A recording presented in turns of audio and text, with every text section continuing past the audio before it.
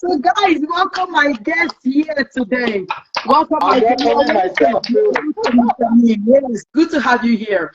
So let's just go right into the matter arising. So for about 2 days, I just told my viewers that before you came in, for about 2 days, social media has been going agog. You know, a story unfolded, and then it's a story about this girl, the daughter of a famous or a well-known pastor in Nigeria, and she got married to the man of her dreams. Of course, she got married to the man of her dreams. Now, before their marriage, they had this agreement not to defile the bed, not to have any sexual intercourse, you know, before the marriage. They are Christians, so they believe in the Bible standard, and that's okay because that is what they believe in. So they both agreed not to get involved in anything sexual. And yes, they stuck to it until after marriage. Now they got married, they had a lavish wedding, an elaborate wedding, and boom, she got into the marriage and discovered that this man, her sweetheart, the man of her dreams, actually doesn't have a manhood, doesn't have the male genitalia. He doesn't have nothing, like in between his legs, actually nothing going on down there, nothing. So the girl has been living, yes, the girl has been living in this hell for about 3 months now. But then she couldn't manage it anymore because she felt like, no, I can't live in this anymore. I can't manage this. I need to walk away from this marriage. But then she had to speak to her parents about it. She told them that this is what she observed when they got married, that she has been trying to manage it for about 3 months, but no, she cannot contain herself and she needs to walk out of the marriage. But here is the interesting part of the story. Her parents insisted that she remained in that marriage. They insist that she remains in the marriage, and because of the family name, because of the smear, because of the negative image that it will cause the family, she has to remain in that situation. So yes, I decided to, when I read this and listened to this story, I was like, no, this is too much for me to just, like, I feel like I don't want to handle this, I don't want to talk about this alone. I would love to invite somebody on the show for us to go live and discuss this issue. So Mr. Niyi, you are welcome here. I'll leave the floor open to you, please. Yeah, what can you say about this? Where do we take this from? I'm going to start from the beginning, some basics. Sometimes whatever we go through in life should not judge what is the right thing to do. Okay, this person you have mentioned today probably will have had a marriage that was not allowed by the parents, but somehow for one reason or the other, the parent allowed them to get married. What I would say basically, there's some fundamental things that must be done. You take decisions based on the truth of the matter. Now, this marriage, from the word go, I can say it is done out of deception. Because if you are getting into a marriage, you need to open up. You have to be as naked as Adam and Eve, not physically naked. Anyway, I mean, your spirit, your soul, your body needs to be naked, so that the person who is saying "I do" should be able to say, "Okay, this is actually the person I'm getting married to." Covenant is not something you just let's bet and then you cut. You know, covenant is a serious agreement that, if you look at the scriptures, I'm a pastor. The Bible says a man shall leave his father and his mother and shall be joined to his wife. So what it means is that what brings about the joining is God that brings the joining. And I can say that there are some marriages that are in quotes. There are some marriages that are in quotes that God did not join them. And of course, because God did not join them, the man can put them asunder. But the marriage, it is the marriage that God puts together that a man cannot put asunder. So when you have a marriage that is based on deception, I can say from the day you got married, there was no marriage. True. because the foundation of truth is not there. And if the foundation be destroyed, what can the righteous do? Yeah. So, and the foundation is not just one. If you look at the scripture very well, there are a lot of, foundations that will hold your spiritual life, the foundations that will hold your emotional life, your soul, your mental state, the foundation that will hold your physical body, because the man is made up of three compartments: the spirit, the soul, and the body. And so when you want to get married, you're not just getting married to the body. The only thing we are seeing here is the manhood that is absent in function. But what's happening to the spiritual side of the man? What's happening to the emotional side of the man? Exactly. What's the person's belief system? What's the person's doctrine, is creed? Is the person born again? Is the person in the same spiritual compatibility with yours? Okay, and then the emotional side, is it mature? Because marriage is not for boys. Marriage is not for girls. So if you have a girl and a boy getting married, I can tell you straight up that that's not a marriage. Marriage is for men. And when I talk about men, marriage is for people who are matured. And when I'm talking about matured, people who can actually handle their emotions, because you can get into marriage and get frustrated, get stressed up, burn out, and you have some mental issues that is difficult for you to handle. Then the third part of man, which is the physical side, which we're talking today, we are still talking about the man. There are some ladies who got married, they don't have womb. And we are in the world today where you see ladies who are busty, but sometimes those ladies don't even have breasts. That's correct. They pad them up with balloons or whatever. So it's all kinds of deceptions that we need to make proper investigation. Your life is worth more than gold to God.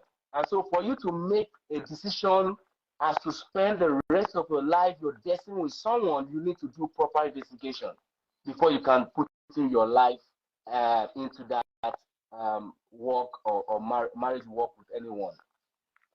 Okay, thank you so much. Thank you so much, Mr. Nee. So if I heard you correctly, and of course I share the same sentiments with you as well, marriage requires full disclosure. Full disclosure. And then we're not talking about half disclosure. We're not talking about partial disclosure. We're talking about full disclosure, because one thing is knowing what you're walking into, and another thing is being met with this kind of horrible experience. Now, I'm not trying to make it look like I'm insensitive to what the man is going through, because yes, unfortunately, a lot of people are actually born this way. Okay, a lot of people are actually born this way. There are lots of health challenges out there in the world. In fact, I was watching a video a couple of days ago, and I saw that a man was born without a jaw. He was born without a jaw. So from his mouth down, no jaw, everywhere empty. But then he still found the love of his life. He found a woman that still loved him the way he was and got married to him. So what am I talking about? Full disclosure. If there is any reason, yes, please, don't mind the noise going on out there. I decided to open my windows up. Yeah, it's the neighborhood, and of course, ice cream. Everybody loves ice cream. Yeah. So yes, so this man, of course, the woman saw that this was his situation. So he was as vulnerable as he could. And yes, the woman accepted him for who he is. Now, in this situation, we understand that you were not born this way. It's not your fault. You did not choose this path. But somehow, life chose this path for you. So what do? You communicate. Now, marriage, in fact, I believe personally that the good or the bad, or the negatives and the positives, the factors militating against marriage or facilitating marriage is tied around communication. Communication. Because if you communicate the true position of things, I'm sure that your significant other will be on the same page with you. Your significant other will now, as a matter of fact, she's a human being. She has the right to make her decision whether to go ahead or not to go ahead. And who am I to even judge her if she chooses not to go ahead? Because at the end of the day, the heart wants what the heart wants. Yeah. You are not, nobody can actually control that. If a woman is fully informed, or she was privy to this information, and she also decides to say, you know what, I will love you the same way, I appreciate it the way you are, we will look for other means, which other way to probably spice up our love life or our sexual life in marriage.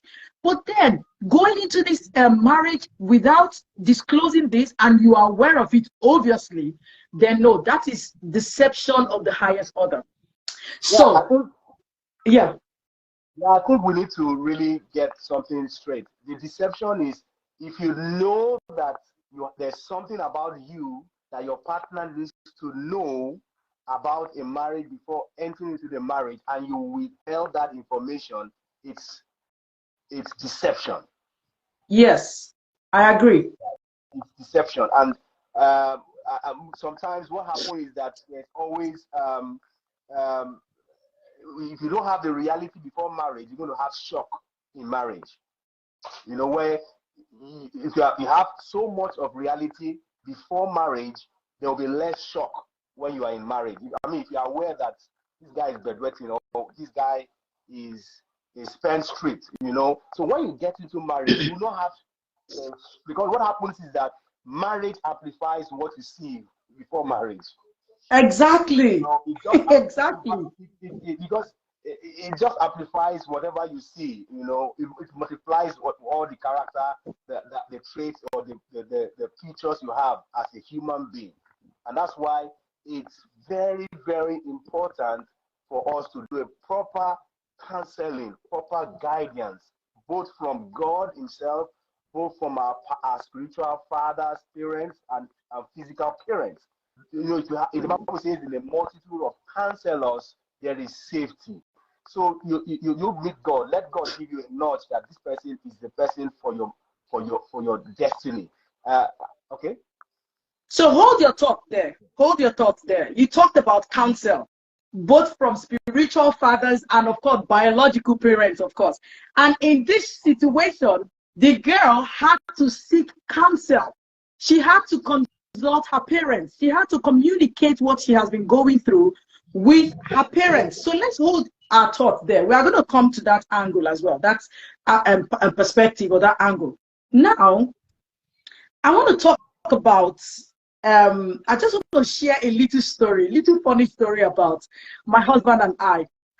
By God's grace, you know, this year, my husband and I were turning 14 years in marriage. Not 4 days, not 14 days, not 14 months.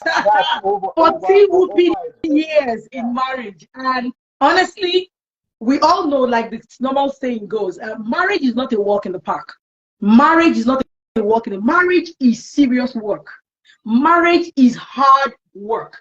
However, marriage is possible, marriage is doable, and marriage is a beautiful thing. It's a beautiful thing. If two people are willing to walk the walk together, be forgivers, and be good managers, because it takes two managers to make it work. It takes good managers to make it work. Now, I just want to share a little story about my husband and I. Now, the reason why I want to share this, because it just took my mind to when my husband and I were courting. Something happened, and I'm actually saying this for the first time ever. So something happened between my husband and I. We then were still courting, and then we were talking about health issues. What challenges do you have? Your genotype, your blood group, you know, because you need to discuss everything. You need to ask salient questions. You even need to go all the way as far as asking about family mental health situations. Seriously, because there are a lot of people with serious mental health challenges going into marriage today. They put on tuxedos, they put on their ties, they look very posh and clean, but seriously, they are dealing with lots of mental health issues that needs to be dealt with before actually entering into marriage. Now, we have to talk about a lot of health issues. And then, you know what we did? Because I knew knew that my genotype was AA. And he also knew his genotype was AA. And we knew a couple of other things about our health situation. But you see, we just wanted to be double sure, maybe call it triple sure. All right? Because I have had a situation, in fact, I have a very close friend of mine that got married, and from the beginning, when she was in when she was in college, in university, she actually had a test done on her genotype, and the hospital gave her that. The hospital brought the result and said it was that she was AA, and then eventually she got married with that information. She got married with that. This I'm talking about a very close friend of mine. She got married with that information, and after some years went by, they were trying out to have kids because they had some little infertility challenges here and there. When they went to the hospital, and the man, of course, also disclosed to her that he was AS, and she was AA, or so she thought. So they went to the hospital, and of course, they want to do a thorough investigation. They want to have a complete history of the man and the woman as well. Now, when he got their genotype, they checked and they said, "Are you both aware that you are AS? Are you both aware that you are AS?" And this lady, my friend, was hysterical. She was crying. Then the man turns to her and said, "Are you even kidding me right now? Is it that, oh, so you lured me into this marriage?" So it became a case of luring him into the marriage. But in all honesty, my friend was given a result of AA when she was in the university. And she decided to, of course, go with the result that the doctors gave to her. Because, come on, what is there any need going to even double check? So that brings me to the story I'm about sharing right now about my husband and I. Now, we knew about all this, and then we said, no, let's still go and do let's be double sure, triple sure, quadruple sure, if you may. And then we went to this hospital. When we got there, we decided to disclose, we did not want to disclose our real identities, just in case, okay? So we did not want to disclose our real identities. So both of us sat in the car, and then we asked ourselves, and we did not go to the hospital that we usually use. We went to a different one, but a very good hospital in the city where we lived there in Port Harcourt, Nigeria. And then we went to this hospital, and we decided to come up with fake names, to be honest with you. Yeah, anybody can say, "Oh, you lied," and blah, blah, blah. I'm sorry. I'm saying the full disclaimer out there. Honestly, I did what I did because I did not want to deal with shame, okay? I did not want to deal with shame. I did not want to deal with stigma and shame and discrimination, all right? So, well, we went out there and we decided to go with fake names. I'm talking about real life story, my story. And then they did all the checks, everything, all the medical checks, all the tests, everything that we could remember, everything the hospital could remember. They did all the checks. And thankfully, everything came out really good. But then, what can one do to discover things like this? How could she have gone beyond that level, that point where they said, you know what, I don't want anything sexual? How could she have? What could she have done? Could she have done anything differently to find out if this man is really a man indeed, okay, or if everything is okay? What could she have done differently? Because I've been thinking about it. What could she have done differently? Yeah, fantastic story you mentioned. Let's learn from your own story. One, I can say that it's God that led both of you together. Let's start from spiritual compatibility. You can see that from there, the emotions blended together, and then the body blended together, and there was no issues medically, because you have to disclose a lot of things. For example, low sperm counts, your blood group, your genotype, medical history, your lifestyle. There's people that have taken all kinds of drugs in the past, and then that's affecting them in marriage with maybe miscarriages, or whatever the side effect is. So, what STDs are you treating?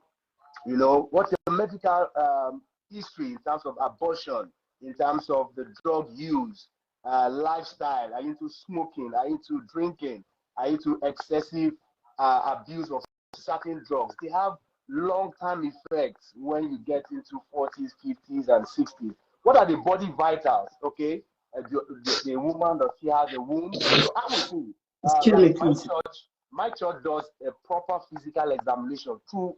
I mean, you got to go to an hospital that is registered with the hospital, and they do proper physical examination for you.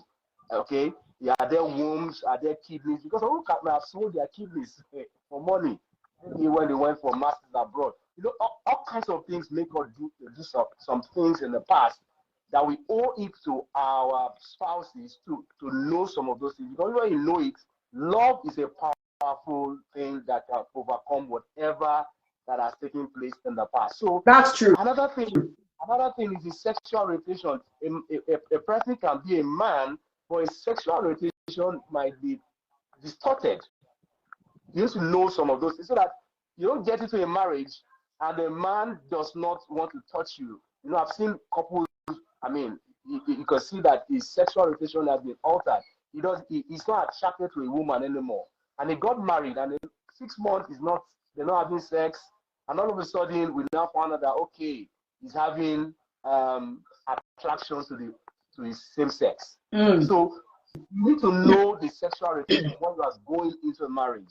Okay, and those things comes with a lot of clues. All right, what is the person's blood pressure? Okay, I mean, it's as funny as if the person is high blood pressure and you are having sex and the lady say harder, and before the person has passed out. You know, do what you can, no harder. Do what you can. I mean, all this tasks so that you be able to know how to manage it. It gives you less shock in marriage. It gives you less shock. I mean, there are some shocks that some people have not been able to overcome because they didn't think that this guy has this quality, you know, and that can always be overcome when you are vulnerable. You are able to open yourself to allow them see you, and then also you having a proper self-esteem of yourself, because you cannot be vulnerable to someone you want to get married to if you don't have a proper self-esteem of who you are, because that relationship might not work into marriage, but you should be able to walk tall and say yes, you are still intact, you are still okay, and then good to go with somebody who's, of course, there's someone, no matter the condition you are with, maybe you don't have eyes, you don't have ears, you don't have womb, you don't have manhood, you know, your penis is not functioning well. There's somebody that is out there that is going to love you the way you are. If true. not, of course, God is there that is loving you the way you are. God does not like divorce, but he didn't say he does not like the divorce. So you are very precious to God. Whatever the condition is, there's someone out there that is willing to love you the way you are. So be willing to disclose yourself. And sometimes when you know some of these things, we have a low spank. That easy way, I mean, just diet change can just make some things to function normally, or addressing sleeping disorders can address some of these erectile dysfunction, okay, and address some of these medical conditions. But the thing is, let's get it right. We need to get in contact with someone that we are compatible with, we complement each other, we're able to work together and manage whatever features we have individually to form that unity to overcome whatever challenges that is thrown at us as couples. Okay. All right. Thank you very much. So let's quickly jump into the next one. Now, you know, the initial question I asked, and for our viewers, because I can see that some persons are actually watching. So please, the people watching, just drop in the comment section. Let's keep the comment section buzzing. What will you do in this situation? We would love to hear from you. What will be your reaction, your solution to this problem? Please drop it in the comment section.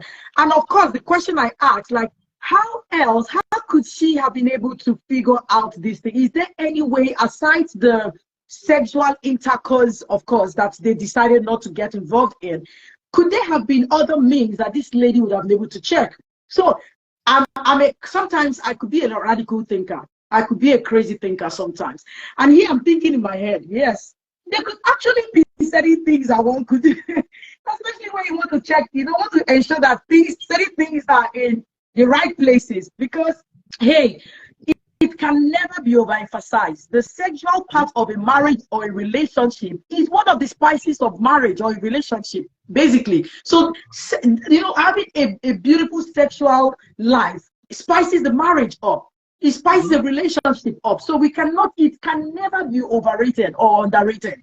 Okay, so now I was thinking in my head, maybe this lady would have gone on a spa date. Can I just wrap that up in a good note? For me, I think the institutions we have can help. I mean, whatever institutions you subscribe to for your counseling and guidance, they should be able to demand some of these physical examinations. Now, I'm talking about some other unconventional style, okay? So unconventional, I'm still thinking wild in my head. So I'm thinking here about some unconventional style. Maybe this lady would have taken the man on a spa date. There's, you know, when you go on a spa date, there are certain things you can't touch it, but you see certain things. Another trick that could have worked is go swimming. If anybody is thinking about any trick, yeah, I'm sorry guys, but Sazzy can be crazy sometimes. Yeah, so you can also go swimming. If you guys went on for some recreational activity like swimming, I'm sure you would have seen something. You would have observed something. You would have noticed something. So swimming is one way. Go on spa date. Go on a massage. So go into a sauna. You know, just go for exercise, go for physical exercise, wear your sports wear, then go into a sauna and see what's up, see what is going on there. I'm just putting it out there. It sounds funny and a bit unconventional, but I feel like these other remedies can work for you to see that the things that you're looking out for, the physical attributes, the bodily attributes, are the things you really like and things you want. Yeah, so I'm just putting it out there. Can I just add mine here? You know, I'm a man, and I will tell you straight up that men can be the best of pretenders when you want the back of a woman on the ground. So a man can give you all the vibes that everything is okay. I'm sure that's what happened with this couple. She felt this man can take me to cloud 9. This man is a gentleman. Because a matured person can projects that everything is okay, whereas everything is not okay. And that's why the kind of love that couples need to brood on should be the kind of love that is unconditional, and they can be willing to be vulnerable. Yeah. I'm sure that way your style will be able to see certain things that will be able to reassure that, okay, this area is working, that area is okay, this area is fine, because you can't keep testing to know if it's working. No, I mean, of course, it's not their background. They are believers, so they don't believe in it. How many people do you want to test before you know that this is the right? Exactly. Do you know what I mean? For us to be able to also reinforce the institution, let them do an objective professional assessment. Yes. Also reinforce your own intuition, because to be candid, God has given us some promptings. You know when things are right. Yeah. You know when things are wrong. Yeah. I mean, when the guy is holding your hand, you know this guy is holding you beyond just holding hands. You know this one is not a gentleman. You know this one is going to be wayward when we get married. The clues will always be there. If you are very sensitive to observe, like you said, to know that these are red flags. Can we get someone objective to look at these areas and then be able to take a decision based on that, so that you don't go into marriage with deception? Yes, that's important. What would people say? You know, what would people say have actually led a lot of people to their early grave? Especially when someone is living in a toxic marriage, living in an abusive marriage, a marriage that is physically abusive, emotionally abusive, and of course otherwise. We know stories of people that have passed the great beyond. Because of all these things, what will people say?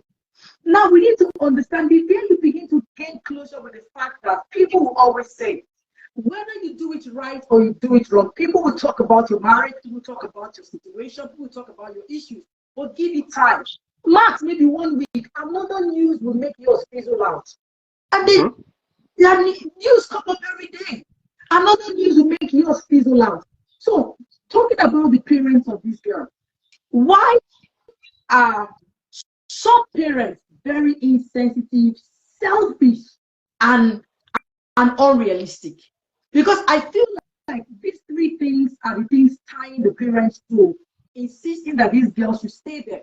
They are being self-centered because of their name, family name.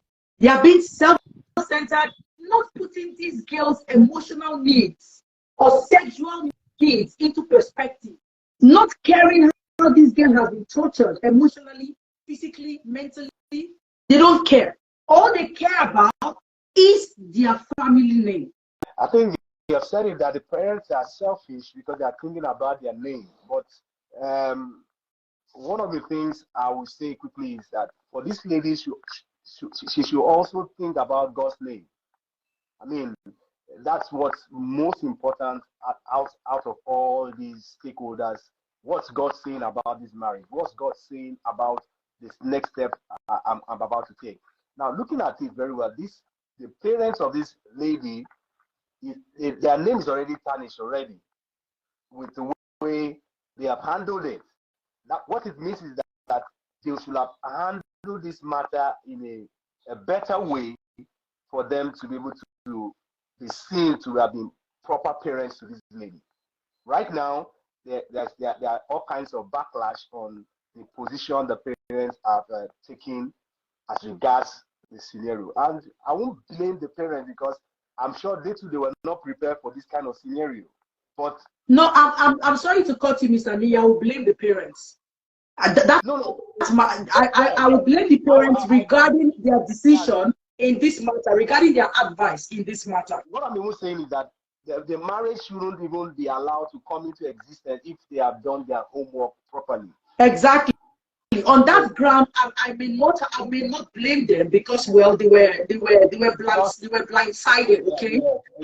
But then, in regards to the latest information, the latest, if you have an information presented to you by your daughter, telling you that this is her reality, and then you are there in your glorified position, in your glorified seat, saying that your daughter should remain in a marriage that is torturing her, that is literally going to, it starts from the mind. It's going to consume that girl mentally, emotionally, physically. It's going to destroy her. And there's something about, you see, I heard a story, and I've also actually, I've heard things like, I've seen things like this. You know, one lie breeds another lie. One deception breeds another deception. Build up. Yes, it's a build up. And of course, the Holy Book says, the Bible says that can two work together except they be agreed. So there is no way two people, this girl can be in that marriage without having a proper agreement with the man in question. It's not even about the parents now. She honored them enough to communicate what she's going through. But in all honesty, nobody is going to subject her to such torture if she doesn't want to accept. Now that it is like this, what do you want? You, the man, what was your plan when you brought our daughter into marriage and on the grounds of deception? And this is it. What was your plan? What were you thinking? Do you have any other or any plan, any solution? Come up with a solution. What is your solution in this thing? Let him speak. Maybe take them to counselors to speak to them. If you cannot play that role, because not every pastor is a counselor, unfortunately. And of course, I say this with all humility, but that's the truth. Not every man of God, not every parent, not every pastor, or elder is a counselor. We have trained therapists. We have professionals that can counsel these people and maybe look at things from other perspectives that the family might not actually be seeing and counsel them. So this lie can breed another lie. Deception can breed another deception. When you make this woman subject her to going outside and having extramarital affairs. And there are consequences to that. Not just consequences that God that has to do with the religion of God. No, people begin to see this woman cheat on her husband. She already has a bad name. She already has a bad reputation. Your family, the family name that you're trying to save, already has a bad reputation. And by and by, this whole news might come out in the open. There are some people, okay, if this woman goes out there and gets herself impregnated by someone out there, have you thought about the possibility of the side cock out there coming after the woman to ask for his child? Because there are scenarios like that.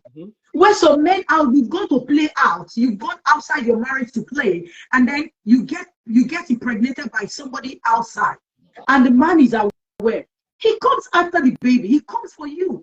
He's demanding, he's asking that he wants to be the father to that child because that is his child. Is that not I mean, even going to we deepen need this to really, issue? we need to really appreciate this lady for coming out, for speaking out. Exactly, in the first place. You know, because there are some people who will keep that thing as a secret for a long time, and you know, as you said, you keep building wrong things upon wrong things upon wrong, and the only way you can right the wrong is do something that is right. Yes. And I will say up that marriage is not a secret call. If you keep certain things secret that you're supposed to open up, that thing will swallow you up in marriage. And it's that if you just talk to another person, you just wonder, why is this person depressed? Why is this person agitated? Why is this person frustrated? There's no fulfillment in the person's life as he's living. So it's not a secret cause. And I will say also that in as much as we have guidance and counseling, those two couples that are in marriage are the ones that are so responsible for whatever goes on in the marriage. So if, for example, I agree. A marries B, right, and I give them my professional counseling, and they buy into my counsel over their marriage, they as also the couples are responsible for taking my counsel as their own. So exactly, the parents don't usually have authorities in court to say that they have to stay in the marriage or they have to leave. You cannot only guide, but you cannot enforce. You cannot force them. You know, yes. I've seen couples who come and meet me and say, Pastor, force them to divorce. It's two of them. You cannot be forced. No, you don't force adults to do things they don't want to do. Or not to go on and get along it's and find a way prerogative. out. There's always a way out. Even with this situation, there's always a way out. The only thing is that for them to agree to work it out, and then agree with yourself that, okay, this is how we're going to manage this problem. This is how we're going to solve this problem. There are ways, because marriage is based on maturity. Marriage also is based on compromise. Compromise does not mean that you have to do something wrong, but just making sure you shift ground so that the other person shifts ground so that we can work together.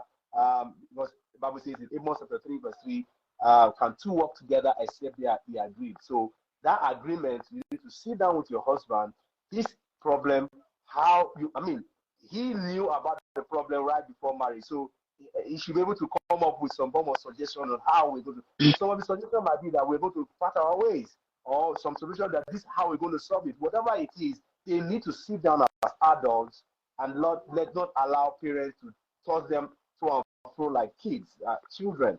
They need to sit down as adults and say, okay, this is how we are going to move on with this marriage. Because for me, the marriage did not exist because it was based on deception. And of course, for a marriage to last, it must be built on the foundation of truth.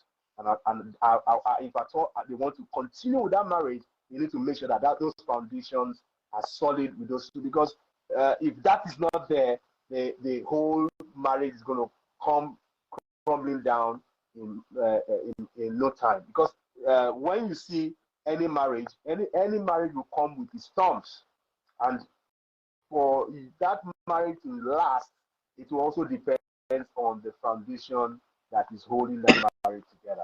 Thank you. All right. Thank you very much, Mr. Nee. So I'm going to put it out there as well. Just like you said, of course, picking up from where you stopped, of course, every problem has a solution, good or bad, but every problem, I believe, has a solution. And it takes two people to make things work. It takes two people. Now, both of you, this is my advice to the girl and to the man in question. Both of you sit down and ask yourself salient questions like Mr. Nee said. Do I still love this man? Do I love this man? Can I live in this marriage? Can I live in a sexless marriage and allow love do it for me?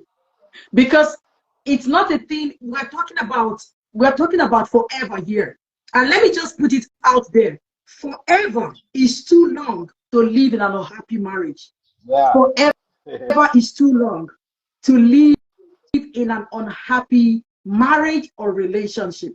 So you need to sit down and take a realistic view about yourself, a realistic view about what you are going through, and shut out the noise.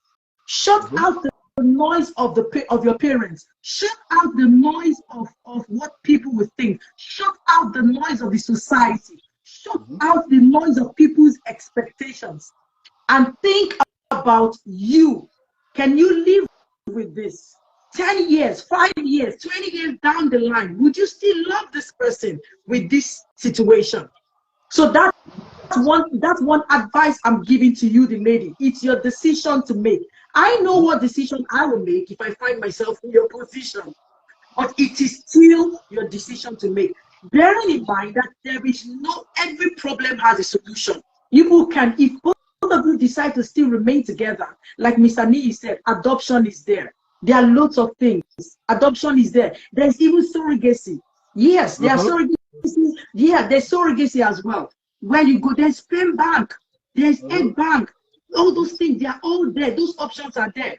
But it takes the two of you to come together and have the agreement. And do not let nobody, call parents, sibling, relative, or anything, coerce you into doing what you cannot handle. It's about you. Marriage, they're not going to live in that marriage with you. So put you first. Everybody else will be all right.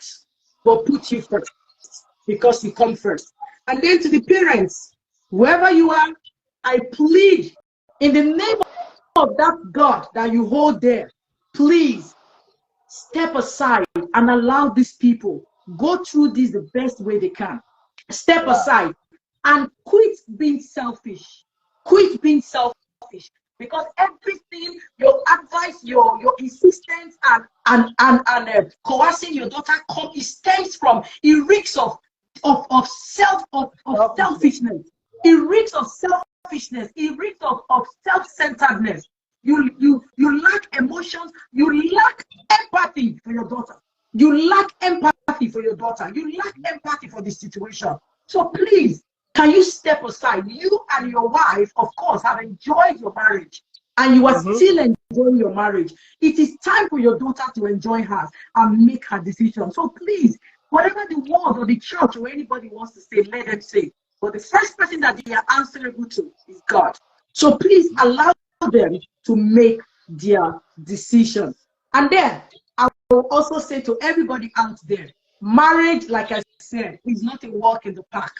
And one thing I have come to learn and to know is that a lot of marital issues that could be handled becomes a big deal because young people or children are stuck in an adult institution called marriage. Yeah, I'm going to say thank you so much. Thank you so much, Mr. Nee, Pastor Nee, thank you so much, for coming on this live on such a short notice, and you honored it. Thank you so much. I really appreciate it. And then if anybody else has a question or anything, drop it, send us a DM. We are out here. We are open to answering any